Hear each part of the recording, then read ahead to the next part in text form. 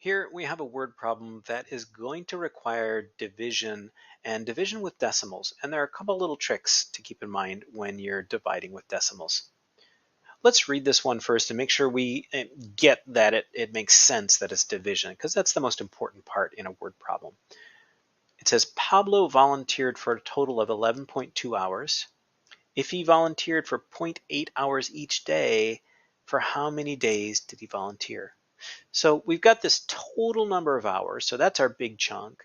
And then we know how big each of the little chunks were in that big chunk. So he did it by chunks of 0.8. How many chunks were there? So that's 11.2 divided into a number of pieces of size 0.8 each. So that's how we would set that one up. And this answer is going to give us how many days he worked.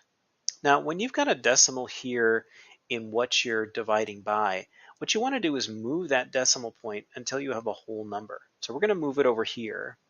If we do that, the rule is you have to do the same thing here.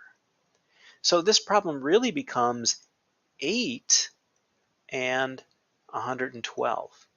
And that, looks a little easier than 0.8 and 11.2. So that's the rule, moving that decimal point to the right till you get a whole number out here, and then moving this decimal point the same number of spaces. Now we can proceed with our normal long division, and let's see, no 8's go into 1, 1 8 would go into 11, no, that's not the right thing. 1 8 would go into 11, and 2 would be too big because 2 times 8 is 16. So 1 times 8 is 8, and then 11 minus 8 is 3. And then we pull down the next number. And we've got 32, and I know that 4 times 8 is 32, so this is going to be evenly divisible, and that's what we expected.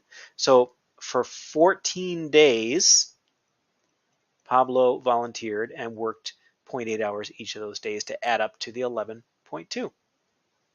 Let's try one more like this.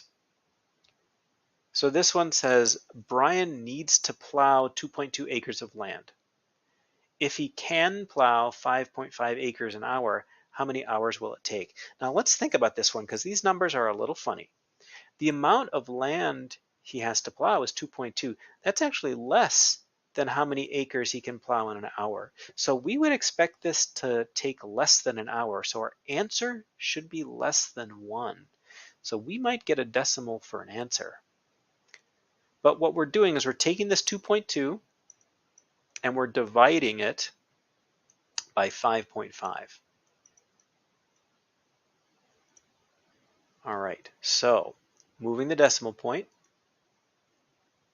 we get 55 and 22.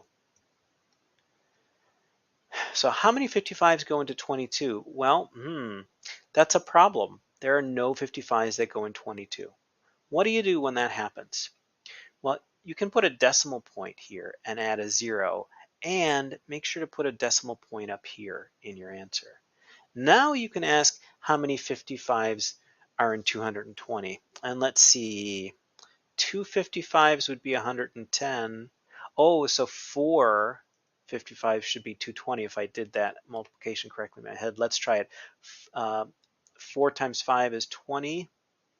And so I'd carry the 2. I'd put a 0 down and carry the 2, and 4 times 5 is 20 plus 2 is 22. Yeah, I did do that right. And then when we subtract, we're going to ignore this decimal point when we subtract. We get 0. So what we came up with is 0.4, and I'm just going to put this 0 in front. Our answer is 0.4. So it takes Brian 4/10 of an hour to plow this 2.2 acres of land, which makes sense. This is a little less than half an hour, and this is a little less than half of the number of acres that he can plow in an hour. So that's a little bit of work with some word problems that require dividing decimals.